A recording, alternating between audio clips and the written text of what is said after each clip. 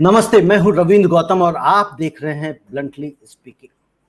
Corona की जो महामारी है जिसके ऊपर हम लगातार पीछे चर्चा भी करते आ रहे हैं और पूरे मीडिया जगत में इसके ऊपर चर्चा हो रही है। और मीडिया जगत ही क्या, मुझे नहीं लगता कि कोई घर भी इससे अछूता होगा जहां पे इस विषय में, इस मुद्दे के ऊपर चर्चा नहीं हो रही हो।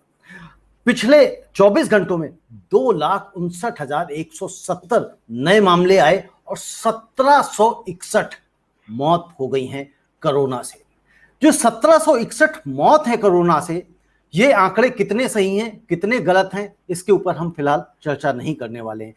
क्यों नहीं करने वाले हैं और यह इसके ऊपर मेरा क्वेश्चन मार्क क्यों है, क्योंकि अगर आप अलग अलग मीडिया रिपोर्ट्स को देखें, हिंदू की बात कर लें, रॉयटर्स की बात कर लें, दैनिक भास्कर की बात कर लें, हिंदुस्तान टाइम्स की बात कर लें, कुछ ऐसे अभी भी जो पब्लिकेशंस हैं वो कहीं ना कहीं से ये खबरें निकाल के ला रहे हैं कि कहीं पे, अगर भोपाल की बात करें तो भोपाल में लगातार वहां की मौतों को कम करके सरकार दिखा रही है, जबकि मीडिया वहां पे कवरेज करके दिखाता है कि अगर आपके इस शहर में 8 मौतें आप दिखा रहे हैं या 4 मौतें दिखा रहे हैं तो 112 जो चिताएं जल रही हैं वो कहां से। इसी तरह से रॉयटर्स ने एक बहुत बड़ा आर्टिकल लिखा है, आप उनकी वेबसाइट के ऊपर जाके देख सकते हैं कि इंडिया के जो डेथ नंबर्स हैं उनके ऊपर कितना विश्वास किया जाए या नहीं किया जाए। फिर उसके बाद उन्होंने डिटेल में रिपोर्ट छापी है कि गुजरात में सूरत जैसे शहर को बताया है कि वहां पे जो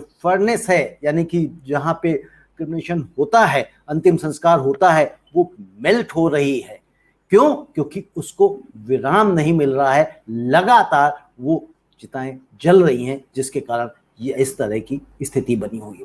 लेकिन आज हम लोग निगेटिव बात कोई भी नहीं करेंगे। आज हमें यह समझना है कि हमारे देश में जो ये कोरोना की महामारी फैल चुकी है, दोबारा से बड़े स्तर पे ना टेस्ट हो पा रहे हैं, क्योंकि आज ही हमने देखा कि गाजियाबाद में 170 टेस्ट की ही सिर्फ और सिर्फ परमिशन है, जो सरकारी सेंटर है, कि 170 टेस्ट होंगे बस, उसके बाद खत्म। उसके बाद आप नेक्स्ट डे आइए, सुबह 8 बजे से लाइन लगाइए, लंबी लाइन लगाइए, जैसे 170 नंबर पूरे हो जाएंगे अगले दिन आपको आना है।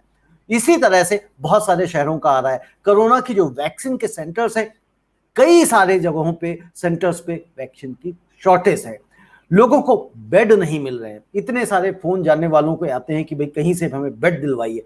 हम भी लाचार होते हैं, असहाय होते हैं, हमारे हाथों में कुछ भी नहीं है कि हम ऐसी कोई सुविधाएं करा पाएं। सरकार कई बार कह देती है, आज यहां तक की नौबत आ गई कि भाई बहुत सारे लोग कहते हैं कि हमें सिर्फ और सिर्फ प्राइवेट हॉस्पिटल में जाना है। हमने कहा भाई सरकारी हॉस्पिटल्स में चले जाओ। केजरीवाल साहब रोज कहते हैं हमारे यहाँ पे बेड खाली है, आज पता लगा वहां भी कहीं कोई बेड नहीं है। ऊपर से केजरीवाल साहब ने कह दिया जी ऑक्सीजन की हमारे यहाँ शॉर्टेज होने वाली है, 6 घंटे की सिर्फ ऑक्सीजन बची है, जिसमें कुछ मुख्य अस्पताल भी सामने निकल के आए, उन्होंने भी कहा कि हमारे पास 5-6 घंटे की ऑक्सीजन सिर्फ बची हुई है।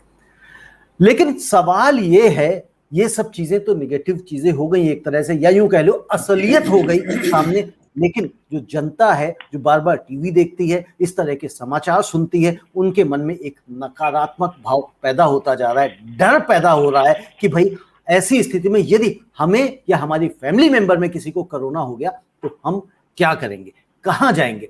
आज हम डॉक्टर्स की टीम के साथ में यही समझना चाहेंगे कि कोरोना हो तो उन्हें क्या करना चाहिए, किस तरह से वो बच सकते हैं, क्या क्या उपाय कर सकते हैं, कैसे हम समझें कि हमें वाकई में कोरोना ही है या नॉर्मल फीवर है या सर्दी खांसी है या कुछ भी है। क्योंकि कई बार अब इस वक्त जैसे भी किसी को भी कुछ फीवर होता है, आदमी सोचता है कोरोना हो गया, आदमी को लगता है कि खांसी जुकाम हो गई, गले में कुछ खराश आ गई, डर लगा रहता है कि कोरोना हो गया।